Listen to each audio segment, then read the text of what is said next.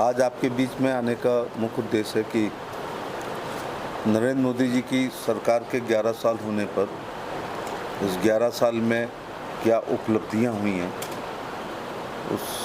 उसको आपको बताने के लिए हम लोग आए हैं। मेरी दृष्टिकोण से जो इस पत्रक में शायद नहीं लिखा है, लेकिन मैं वहाँ से शुरुआत करूँगा कि लुटियन जोन जो है दिल्ली की, ये काजल की कोठरी है। मैं नंबर 1 उपलब्धि इसी को मानता हूँ कि 11 साल काजल की कोठरी में रहने के बाद अपने मंत्रिमंडल के साथ, और आप सोचिए कैबिनेट के मंत्रियों के दस्तखतों की क्या वैल्यू होती है, और उसमें एक काला धब्बा ना लगा हो प्रधानमंत्री के, न चेहरे पर न कपड़ों पर, और पूरी कैबिनेट जो काजल की कोठरी लुटियन जोन में 11 साल से है, ये मैं उपलब्धि नंबर 1 मानता हूँ। क्योंकि देश आज़ादी के साथ ही बहुत जल्दी जिन लोगों ने देश आज़ाद कराने में बड़ी भूमिका निभाई थी, बहुत आदर्शवादी थे, लेकिन कृष्णा मेनन का जीप घोटाला हो चुका था। हिली राज्यों के प्रति मोदी जी को बहुत लगाव है।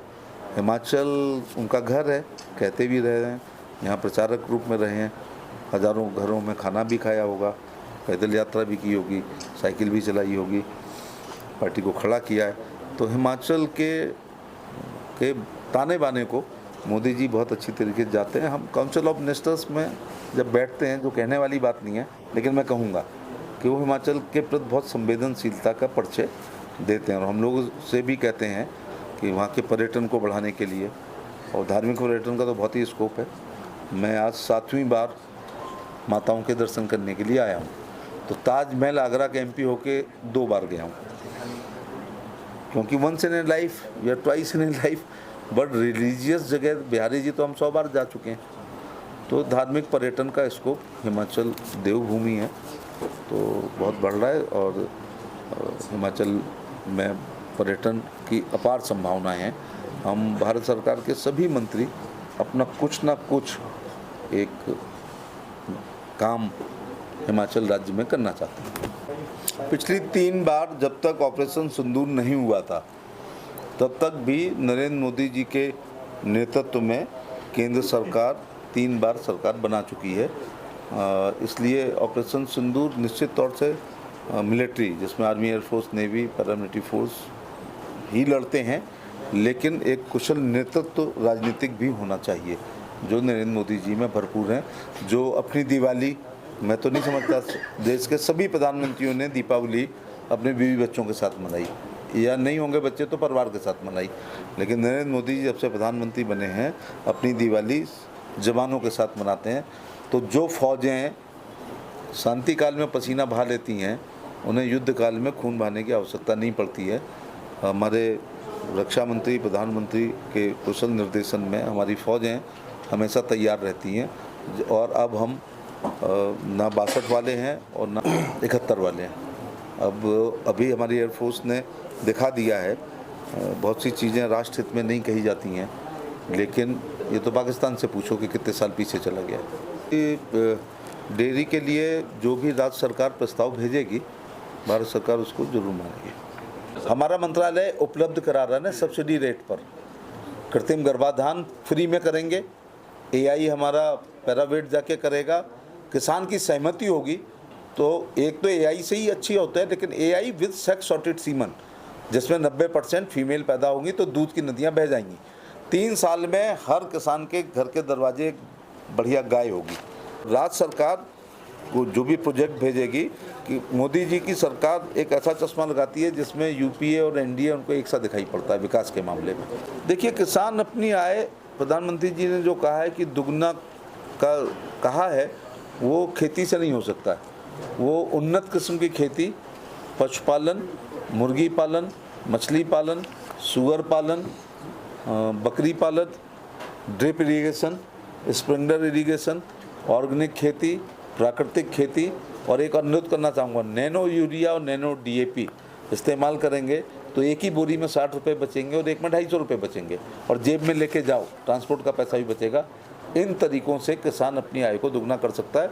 यहाँ पर कोल्ड वाटर वाली एक मछली होती है, ट्राउट, उसको हम लोग बढ़ावा देंगे।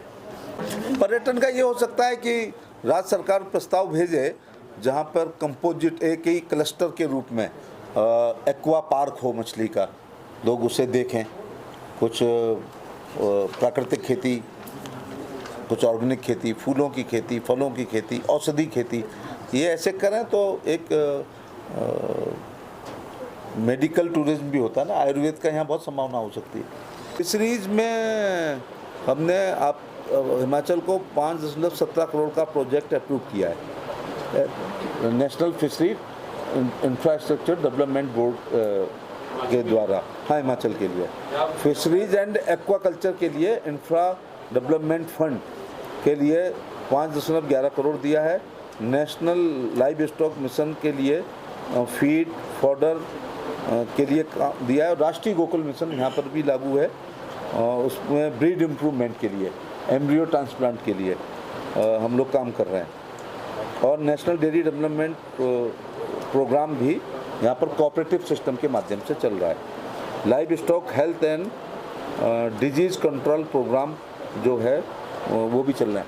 और एफएमडी बहुत अच्छा हिमाचल में चल रहा है, फूट एंड माउथ डिजीज़, खुरपका, मुंहपका, गला घोटू की वैक्सीन अन्य राज्यों की तुलना में ठीक चल रहा है। और जबकि दुर्गम पहाड़ियाँ हैं, यहाँ पर जाना बड़ा कठिन सा होता है, प्लेन में तो जाओ जाके करे आओ जाके, यहाँ ईच जानवर के पास पहुँचना थोड़ा कठिन काम है। उसमें भारत सरकार वैक्सीन फ्री ऑफ कॉस्ट दे रहे हैं हम लोग, टोटल जीरो पैसे से। अभी ममता बनर्जी का एक स्टेटमेंट आया है कि भारत में गोल्डन अपॉर्चुनिटी मिस कर दी पीओके को रिक्लेम करने की, तो आप किस तरह से? मिलिट्री साइंस का प्रोफेसर हूँ मैं।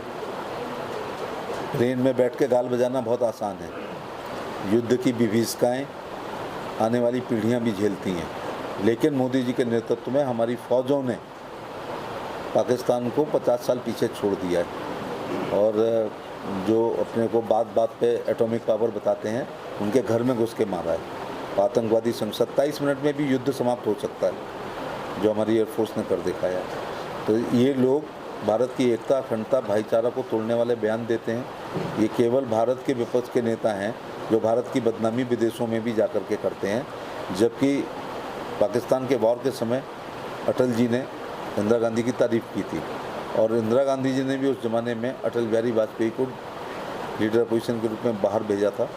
और वो आज भी ये ममता और ये जो भी कुछ करें, प्रधानमंत्री ने जो डेलीगेशन भेजा है उसमें क्रॉस द पार्टी लाइन योग्य सांसदों को भेजा है। और मुझे बहुत खुशी है कि उन लोगों ने, उनके पार्टी हेड जो भी कहें, राहुल गांधी कुछ भी कहें, लेकिन उनकी पार्टी के एमपी लोगों ने राष्ट्रहित सर्वोपरि और जनहित सर्वोपरि मानते हुए विदेशों में भारत के पक्ष को रखा है और विदेश को कन्विंस किया है कि मोदी जी का डिसीजन सही है। हमने ऑपरेशन सिंदूर मजबूरी में किया है, जब घर में घुस के कोई मारेगा तो उसका यही इलाज होगा।